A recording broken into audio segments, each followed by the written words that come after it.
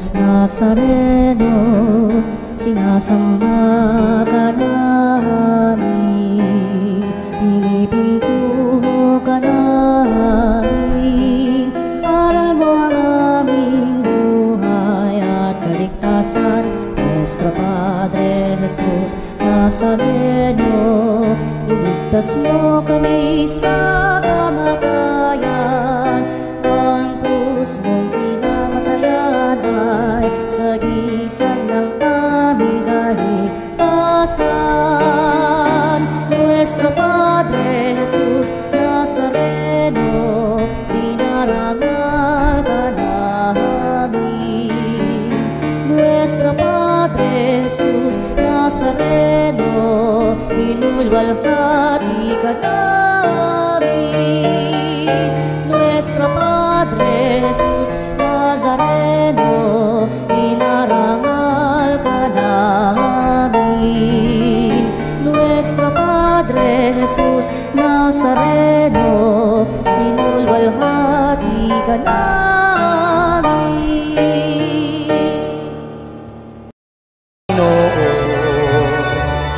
Gumamit ng kagalakan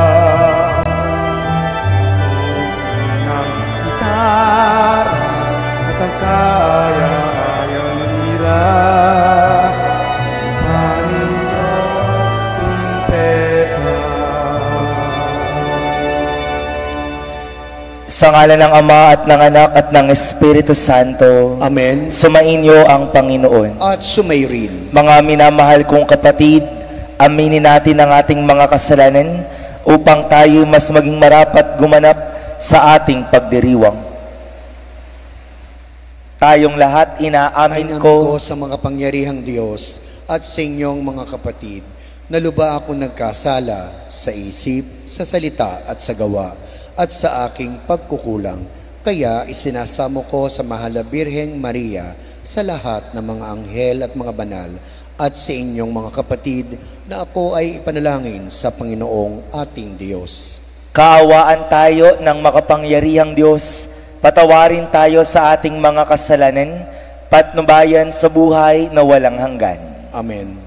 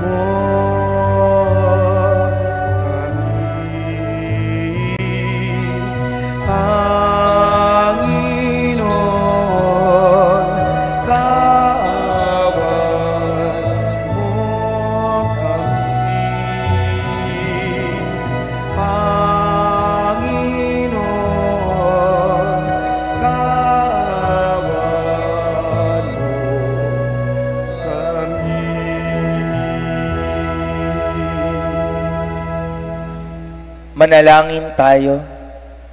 Ama naming makapangyarihan, kami naway magkaroon ng pitagan at pagmamahal para aming magawang sambahin ang ngalan mo, sapagat sa mga pinatatatag sa iyong pag-ibig, ikaw ay walang pinababayaang masadlak sa ligalig.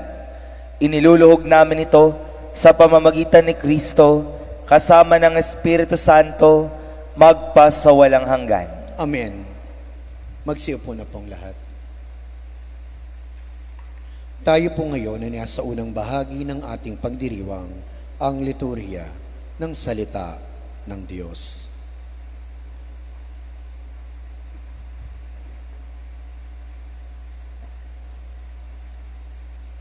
Ang salita ng Diyos mula sa aklat ng Henesis.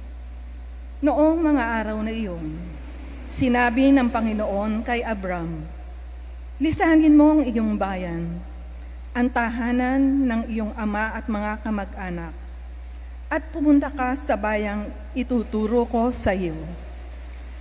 Pararamihin kong iyong mga anak at apo, at gagawin kong isang malaking bansa. Pagpapalain kita, at mababantog ang iyong pangalan, at magiging pagpapala sa marami. Ang sa iyo'y magpapala ay aking pagpapalain. Ngunit kapag sinumpa ka, sila'y aking susumpain. Ang lahat ng mga bansa, pihong ako'y hihimukin. Na tulad mong pinagpala, ikaw ay pagpapalain din." Sumunod nga si Abram sa utos ng Panginoon. Nilisan niyang Haran noong siya'y 75 taon. Isinama niya ang kanyang asawang si Sarai at si Lot na pamangkin niya. Dinala niyan lahat ang kanyang mga alipin at kayamanan at nagtungo sa Kanaan. Nagtuloy siya sa isang banal na lugar, sa Sikem, sa puno ng roble ng More. Nooy naroon pa ang mga Kananeo. Napakita kay Abram ang Panginoon. Sinabi sa kanya, "Ito ang bayang ibibigay ko sa iyong lahi." At nagtayo si Abram ng dambana para sa Panginoon. Buhat doon, nagtuloy sila sa kaburulan sa silangan ng Betel at huminto sa pagitan nito at ng Hai. Nagtayo rin siya roon ng dambana at sumamba sa Panginoon.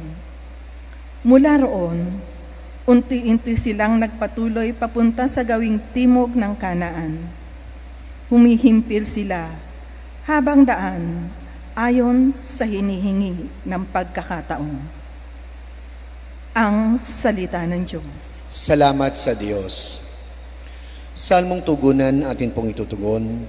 Mapalad ang binubukod na bansang hinirang ng Diyos. Tayo pong lahat.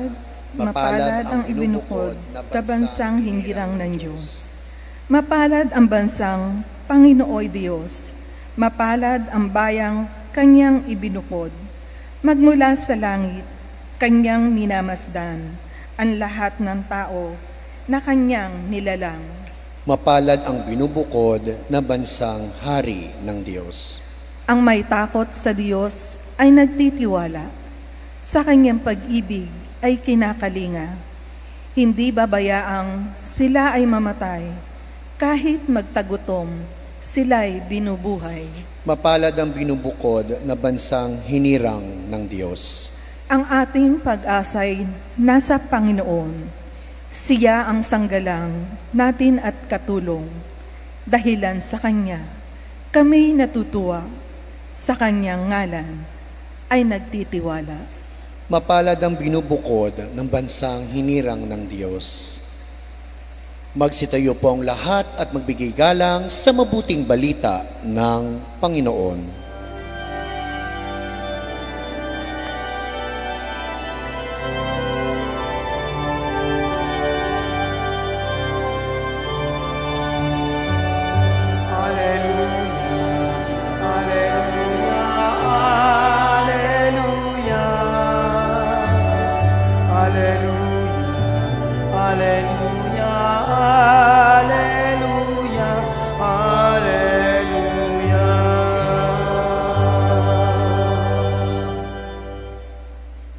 Sumainyo ang Panginoon. At sumayo rin. Ang mabuting balita ng Panginoon ayon kay San Mateo. Papuri sa iyo, Panginoon.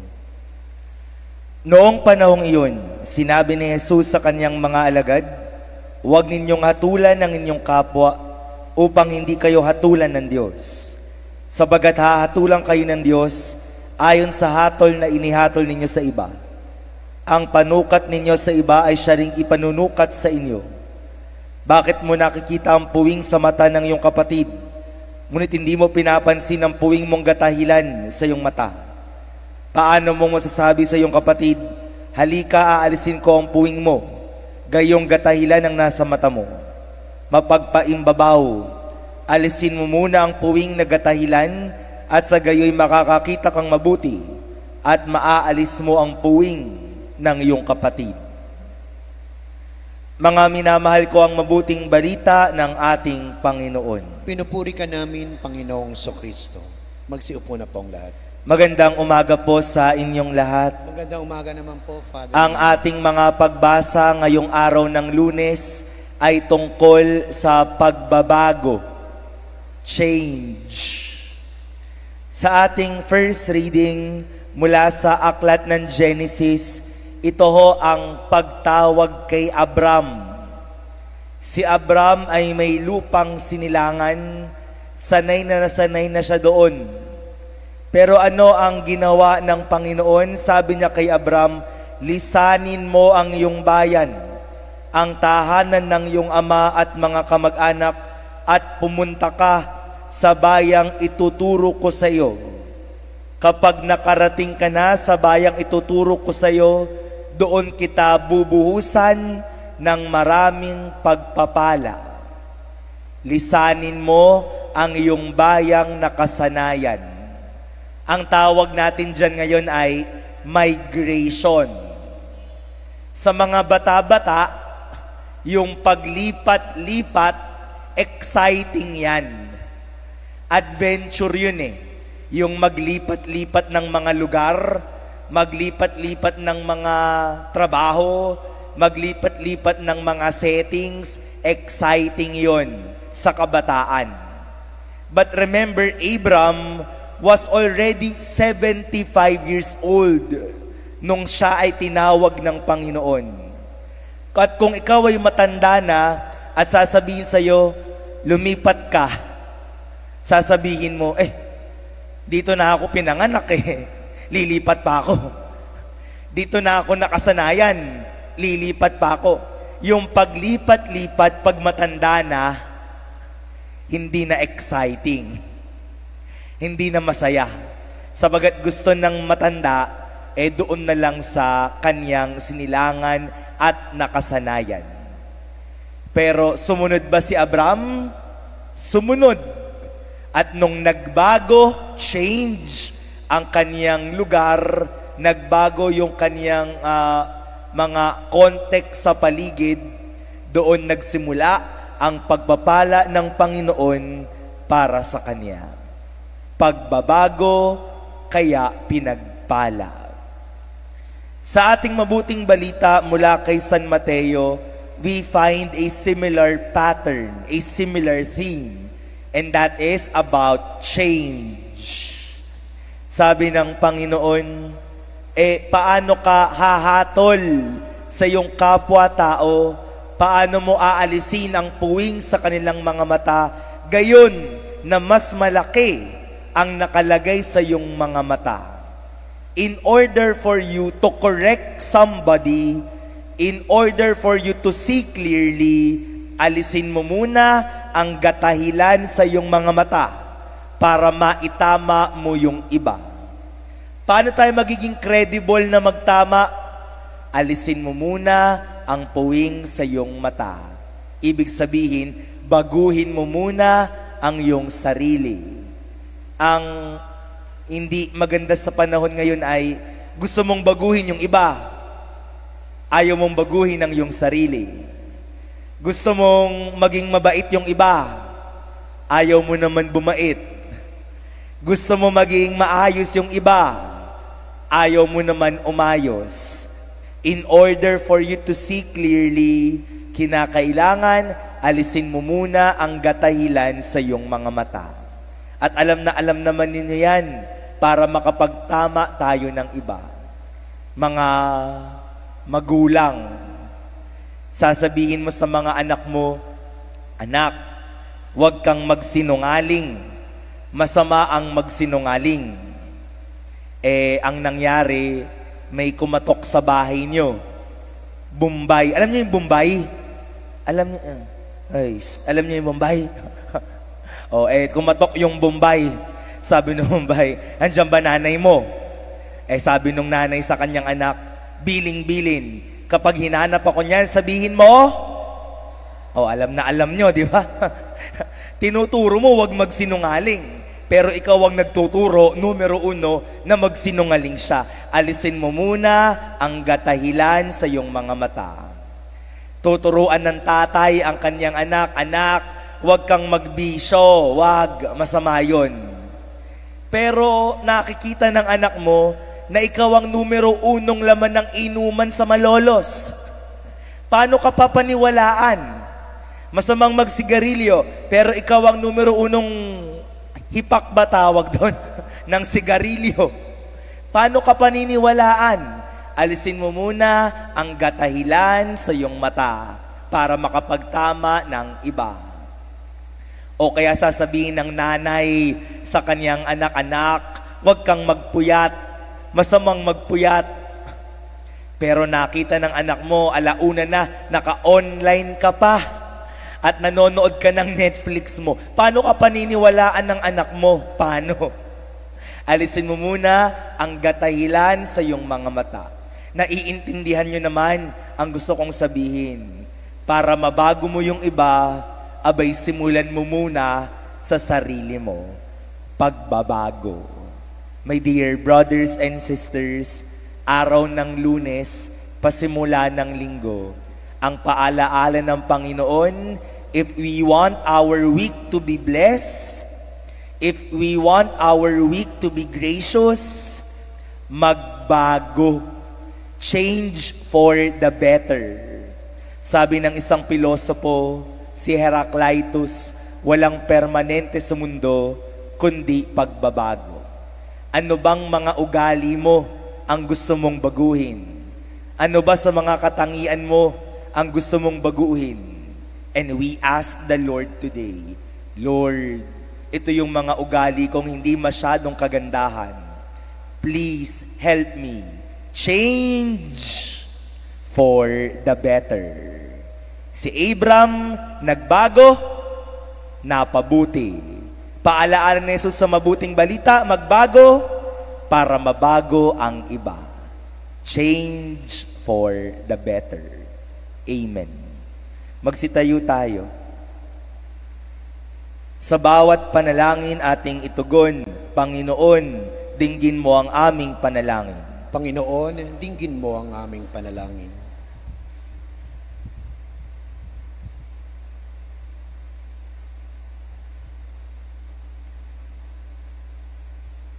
Ang simbahan, naway laging isagawa ang kanyang paglilingkod sa mananampalataya sa pamamagitan ng pagpapagaling at pagpapatawad. Manalangin tayo sa Panginoon. Panginoon, dinggin mo ang aming panalangin. Ang mga opisyal ng gobyerno, naway magpakita ng pag-aasikaso at pagmamalasakit sa mga dukha at mga yagit ng lipunan. Manalangin tayo sa Panginoon. Panginoon, dinggin mo ang aming panalangin.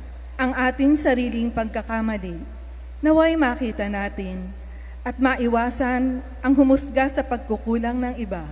Manalangin tayo sa Panginoon. Panginoon, dinggin mo ang aming panalangin. Ang mga may sakit, mga nalulumbay, at mga may kapansanan, naway makatagpo ng lakas at kagalingan. Manalangin tayo sa Panginoon. Panginoon, dinggin mo ang aming panalangin. Ang ating mga mahal na kamag-anak at kaibigang yumao, naway tumanggap ng kapayapaan at walang hanggang kaligayahan. Manalangin tayo sa Panginoon. Panginoon, dinggin mo ang aming panalangin.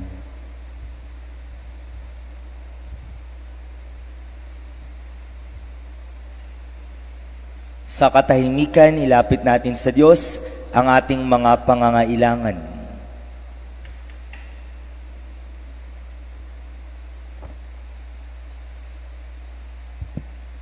Mahabaging Ama, dinadala namin sa iyo mga panalangin at mithiin na nagpapahayag ng aming pangangailangan at pag-asa. Hinihiling namin ito sa pamamagitan ni Kristo ng aming Panginoon ngayon at magpasawalang hanggan. Amen. Magsiupo na pong lahat. Tayo po ngayon ay nasa ikalawang bahagi na ng ating pagdiriwang, ang liturhiya na Eucharistia.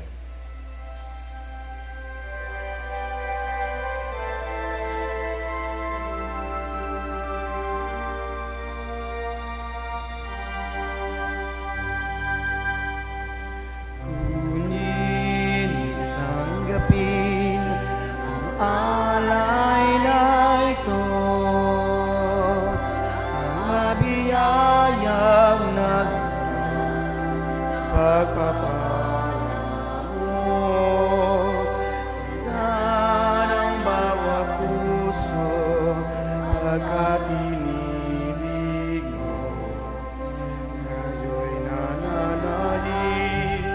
Nagmamahal sa'yo. Magsitayo po ang lahat. Manalangin kayo mga kapatid upang ang paghahain natin ay kalugdan ng Diyos sa mga makapangyarihan. Tanggapin nawa ng Panginoon itong paghahain sa iyong mga kamay, sa kapurihan niya at karangalan sa ating kapakinabangan at sa buong sambayanan niyang banal. Ama naming lumikha, tanggapin mo ang aming paghahain ng papuri sa iyong kabutihan sa amin. Sa dulot nawa nitong kadalisayan, kami naway makapag-alay ng iyong kinalulugdan sa pamamagitan ni Hesukristo, kasama ng Espiritu Santo, magpasawalang hanggan. Amen. Sumainyo ang Panginoon. At sumaiyo rin. Itaas sa Diyos ang inyong puso at diwa. Itinaas na namin sa Panginoon. Pasalamatan natin ang Panginoong ating Diyos. Marapat na siya ay pasalamatan. Ama naming makapangyarihan, tunay ang marapat na ikaw ay aming pasalamatan. Ikinalugod mong likhain ang sanibutan na iyong pinagbabago at idinarangal sa pamamagitan ng iyong anak na kinalulugdan. Kaya't utang na loob ng iyong mga itinatangi at ng mga banal na kapiling mong lagi ang iyong paggiliw at pagkakandili. Kaya, kaisa ng mga anghel na nagsisiawit ng papuri sa iyo, nang walang humpay sa kalangitan, kami nagbubunyi sa iyong kadakilaan.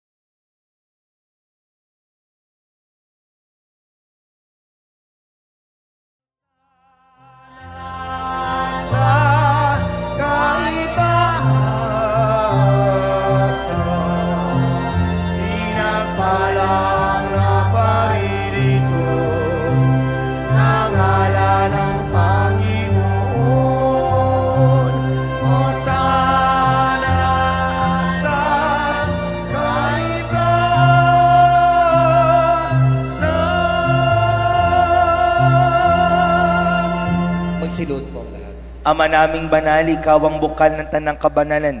Kaya't sa pamamagitan ng iyong Espiritu, gawin mong banal ang kaloob na ito upang para sa aming maging katawan at dugo ng aming Panginoong Hesukristo. Bago niya pinagtiis ang kusang loob na maging handog, hinawakan niya ang tinapay, pinasalamatan kanya, pinaghati-hati niya yun. Iniabot sa kanyang mga alagad at sinabi, "Tanggapin ninyong lahat ito at kanin. Ito ang aking katawan na ihahandog para sa inyo."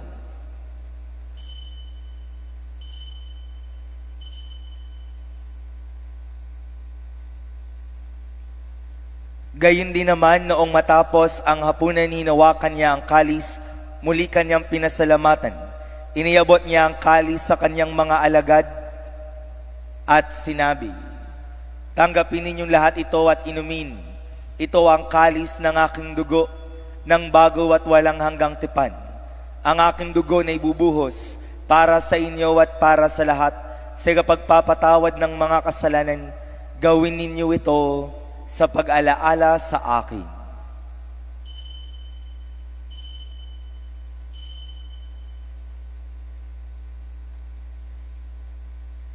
Ipagbunyi natin ang misteryo ng pananampalataya.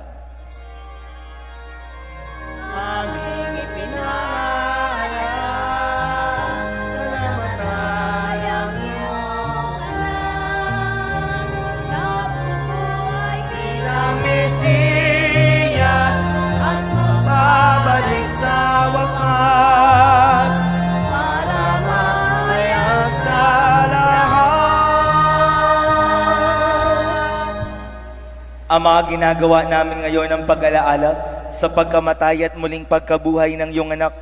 Kaya't iniaalay namin sa iyo ang tinapay na nagbibigay buhay at ang kalis na nagkakaloob ng kaligtasan. Kami nagpapasalamat dahil kami iyong minarapat na tumayo sa harap mo para maglingkod sa iyo. Sinasamo namin kaming magsasalo-salo sa katawan at dugo ni Kristo ay mabuklod sa pagkakaisa sa pamamagitan ng Espiritu Santo. Ama, lingapin mo ang iyong simbahang laganap sa buong daigdig. Puspusin mo kami sa pag-ibig kaysa ni Leon na aming Papa, Dennis na aming Obispo, at ng Tanang Kaparian. Alalahanin mo rin ang mga kapatid naming nahimlay nang may pag-asang siling muling mabubuhay, gayon din ang lahat ng mga pumanaw. Kaawaan mo sila at patuloyin sa iyong kaliwanagan. Kaawaan pagindapating kaming lahat na makasalo sa iyong buhay na walang wakas, kaysa ng mahal na Birheng Maria, Ina ng Diyos, ni San Jose, kanyang kabiyak ng puso, kaysa ng mga apostol at ng lahat ng mga banal na namuhay dito sa daigdig ng kalugod-lugod sa iyo. Maipagdiwang nawa namin ang pagpupuri sa ikararangal mo sa pamamagitan ng iyong anak na aming Panginoong Heso Kristo. Sa pamamagitan ni Kristo, kasama niya at sa Kanya, ang lahat ng parangal at papuri ay sa iyo, Diyos Amang makapangyarihan, kasama ng Espiritu Santo, magpa sa walang hanggan.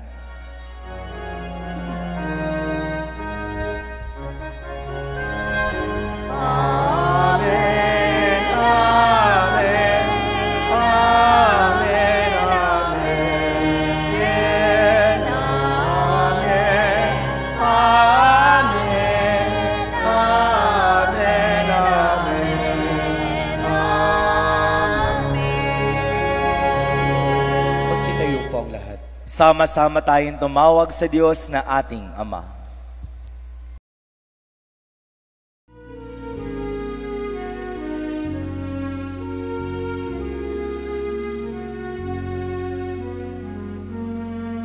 Ama namin sumasalangit ka, sambahin ang ngalan mo.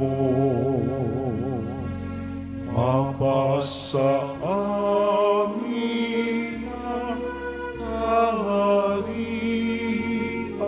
mo, sundin ang loob mo. Dito sa lupa para ng sa langit, bigyan mo kami ngayon ng aming kakanin sa araw-araw, at patawarin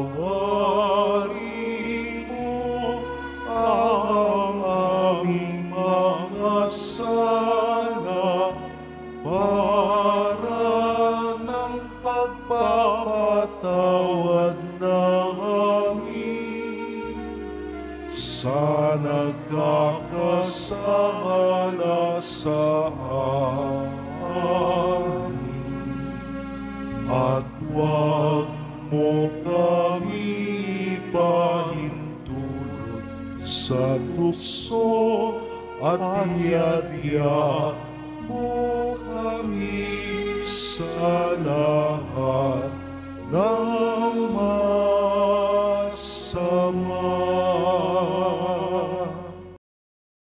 Hihiling namin kami adya sa lahat ng masama, pagkalooban ng kapayapaan araw-araw, iligtas sa kasalanan, ilayo sa kapahamakan, samantalang aming pinananabikan ang dakilang araw ng pagpapahayag ng tagapagligtas naming si Yeso Kristo. Sapagkat iyong kaharian at ang kapangyarihan at ang kapurihan magpakailanman. Amen. Panginoong Jesucristo, sinabi mo sa iyong mga apostol, kapayapaan ang iniiwan ko sa inyo, ang aking kapayapaan ang ibinibigay ko sa inyo. Tunghayan mo ang aming pananampalataya, huwag ang aming pagkakasala. Pagkalooban mo kami ng kapayapaan at pagkakaisa, ayon sa iyong kalooban, kasama ng Espiritu Santo, magpa sa walang hanggan. Amen. Ang kapayapaan ng Panginoon ay laging sumainyo. At sumaiyo rin. Magbigayan kayo ng kapayapaan sa isa't isa.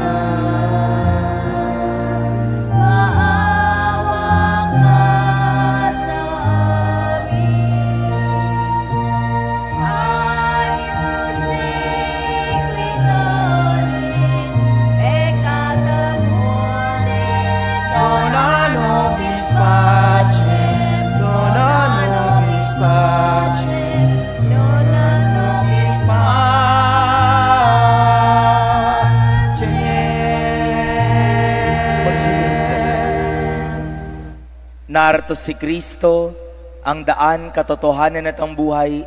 Mapalad ang mga inaanyayahan sa kanyang banal na piging. Panginoon, hindi ako karapat-dapat na magpatuloy sa iyo, ngunit sa isang salita mo lamang ay gagaling na ako.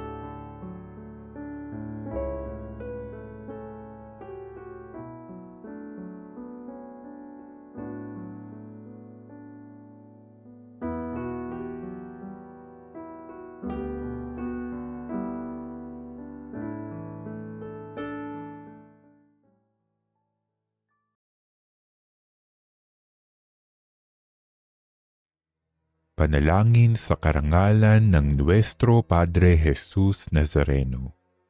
O Jesus Nazareno, katamis-tamisan naming manunubos, sa harap mo ngayon naririto kami't nangangayupapa at nagsisisi ng taos-puso sa aming pagiging walang turing sa iyo at paglimot sa di mabilang na mga biyaya mo.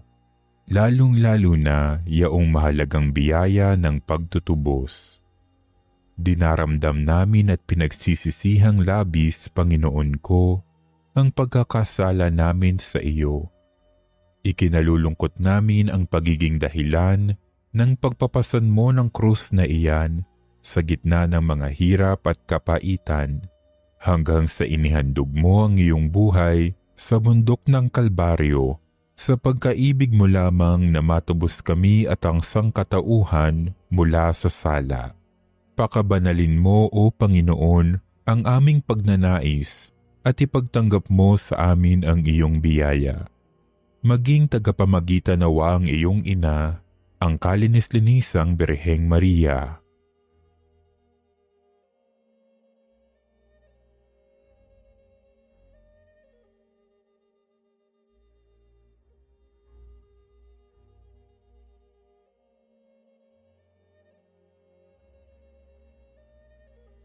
Ama naming makapangyarihan, niloob mong akuin ang iyong anak, ang krus at kamatayan, upang ang sangkatauhan ay matubos at mabuhay.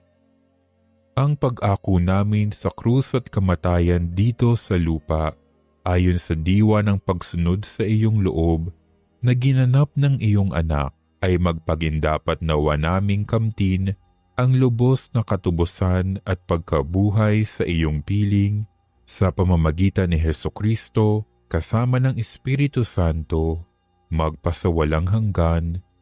Amen.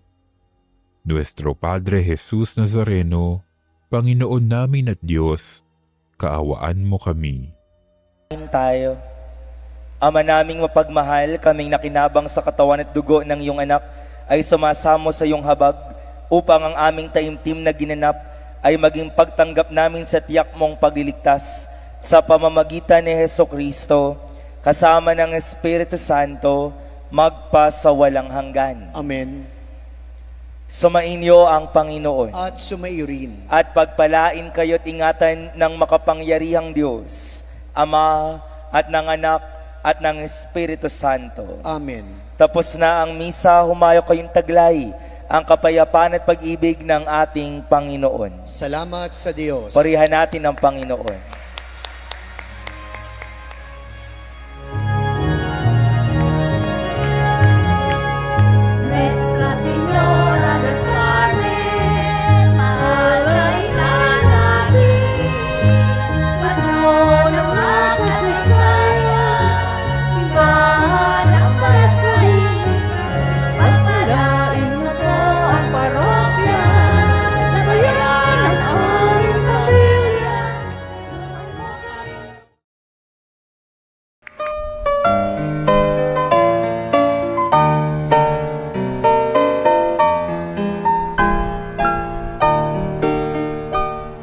Nuestro Padre Jesus Nazareno, sinasamba ka namin, pinipintuho ka namin, aral mo ang aming buhay at kaligtasan.